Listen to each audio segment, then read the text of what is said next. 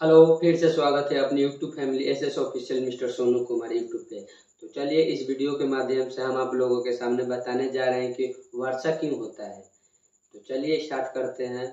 तो आप ये कभी गेस किए हैं कि गर्मी के बाद ही वर्षा क्यों होती है, गर्मी से पहले वर्षा क्यों नहीं होती है? नहीं, आप तो गेस नहीं किए होंगे। तो चलिए आपकी गेस करने की कोई आवश्यकता है नहीं है। इस इस यूट्यूब ही इसी के लिए बनी है कि जो आप नहीं सोच सकते हैं उनके बारे में आप जानकारी आसानी से ले सकते हैं। ठीक, तो चलिए इस वीडियो के माध्यम से हम आप लोगों को बताने जा रहे हैं कि वर्षा क्यों होती है। अब गर्मी के बाद ही वर्षा क्यों आती है, इससे पहले क्यों नहीं आती है।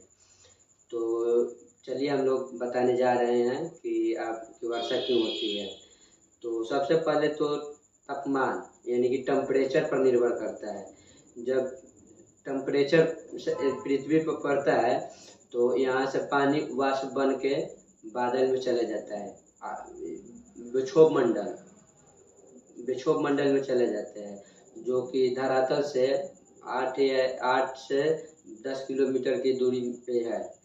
तो वहाँ पे पहले गैसीय अवस्था में जाकर सब पानी संग्रहित होती है यानी कि इकट्ठा होती है। तो वहाँ पे इकट्ठा होती है तो उसके बाद जब टेम्परेचर डाउन होगी तो टेम्परेचर डाउन होगी तो जो गैसीय अवस्था में है ना सर, वो लिक्विड अवस्था में पानी बदल जाएगी। तो जब गैसीय अवस्था से लिक्विड अवस्था में पानी बदलेगी तो लिक्विड अवस्था में पानी बदलेगी तो ऊपर ऊपर से विक्षोभ मंडल के पार करते हुए हमारे धरती पे ही आएगी। ठीक, तो आप ये भी जान लीजिए कि वर्षा के पानी सबसे शुद्ध होती है। वर्षा के पानी सबसे शुद्ध होती है, उसमें लाइन नहीं मारेगा, कभी लाइन नहीं मारेगा। लेकिन एक शर्त है, चलिए उस शर्त को आप अभी जान लीजिए कि क्यों। देखिए, जब 8 किलोमीटर के ऊपर ओजोन, जब वायुमंडलीय क्षेत्र से बाहर जाकर कैच कर लेते हैं पानी को, तो उसमें लाइन नहीं मारेगा। अगर धरती पर आ गया पानी तो उसमें लाइन मारेगा। क्यों? तो चलिए इस वीडियो के माध्यम से जानिए कि क्यों।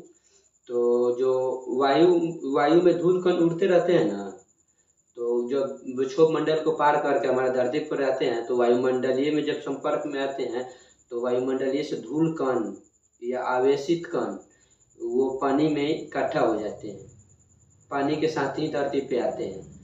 हम लोगों की दिखाई नहीं देती है कि वायु में धूल कण है या नहीं है, लेकिन वो मौजूद होता है। जब पानी हम लोग बरसात के दिन में ये कोई पात्र यानी कि बर्तन में देखेंगे, पात्र बारिश में छोड़ देंगे, उसमें देखेंगे तो पानी इकट्ठा हुआ है बट लाल दिखाई देता है। क्यों? वही धूल कण के कारण, आवेशित कण के कारण। कभी कोई आवेशित कण के कारण उसमें लाल होता है, धूल कण के कारण पानी लाल हो जाता है। तो इसी के कारण उसमें लाइन मारेगी। वायुमंडली से पहले ही अगर जाकर कैच कर लेते हैं तो उसमें लाइन आपकी नहीं मारेगी। ठीक, क्योंकि उसमें मुक्त इलेक्ट्रॉन नहीं होती है। इसमें जब वायुमंडली में आ जाते हैं ना, जब पृथ्वी पे हमारे आते हैं तो उसमें मुक्त इलेक्ट्रॉन हो जाती है, तो उसमें धारा का प्रवाह होगा। जो धरती पे पानी आ गया हो जो वायुमंडलीय क्षेत्र से ऊपर ही कैच कर लेंगे, उसमें विद्युत का प्रवाह नहीं होगा, उसमें लाइन नहीं मरेगी। तो आप ये बात तो आप बढ़िया से जान गए हम। तो चलिए आज इसी वीडियो के माध्यम से हम ये भी बताने जा रहे हैं कि बारिश के समय बादल क्यों गरजता है। ये तो आप बारिश में देखे होंगे कि बारिश हो रहा है तो बादल गरजा, आवाज किया, फिर प्लस में लाइट भी आती है। लाइट भी एकदम चकमक लाइट होती है कि आँख चकमका जाता है। तो चलिए इसके बारे में भी हम आप लोगों के सामने बताने जा रहे हैं कि बारिश के समय बादल क्यों चमकता है या गरजता क्यों है। तो इस वीडियो के माध्यम से जब बादल में दो आवेशित चार्ज होते हैं, एक पॉजिटिव एक निगेटिव, तो जब दो बादल होते हैं, एक पॉजिटिव एक निगेटिव, तो पॉजिटिव वाला बादल निगेटिव वाला बादल से जब टकराएगा तो उसमें चिंगारी उत्पन्न होगा। क्या उत्पन्न होगा? चिंगारी उत्पन्न होगा। चिंगारी उत्पन्न होगा तो आवाज भी होगा। जब दो आवेशित कण एक निगेटिव एक पॉजिटिव जब टकराएगा तो आवाज उत्पन्न होगा, प्लस लाइट भी उत्पन्न होगा। ठीक, तो यह अचानक तापमान में वृद्धि के कारण भी लाइट उत्पन्न होता है, यह आवाज करता है। ठीक, तो यही दोनों के कारण बादल बारिश के समय बादल गरजता है या आवाज करता है। देखिए, पहला कारण हो गया कि दो आवेशित बादल यानी कि पॉजिटिव और निगेटिव टकराएगा तो आवाज करेगा और प्लस में लाइट भी उत्पन्न करेगा। ठीक, और उसके बाद अचानक तापमान में वृद्धि। देख रहे हैं कि एकदम गर्मी के मौसम है और उसके बाद उसमें बारिश की संभावना हो गया। तो बारिश की संभावना हो गया तो टेम्परेचर तो कम होबे करेगा, एकदम हाई टेम्परेचर से लो टेम्परेचर पर आ गया तो सर उसमें तो लाइट के चिंगारी उत्पन्न होबे करेगा। अचानक तापमान में वृद्धि हुई, कमी हुई है तो अचानक तापमान में कमी हुई है तो उसमें तो चिंगारी उत्पन्न होबे करेगा सर। तो इसी दो के कारण बादल गरजता है और चिंगारी भी उत्पन्न होता है। तो चलिए, आप ये भी गेस किए होंगे कि आवाज करने से पहले ही लाइट आ जाती है, क्यों? अब ये तो सर्च किया है ना सर, ये सोचे भी नहीं होंगे कि बारिश हो रहा है उसके बाद अचानक एक बार आवाज से पहले ही लाइट आ गया।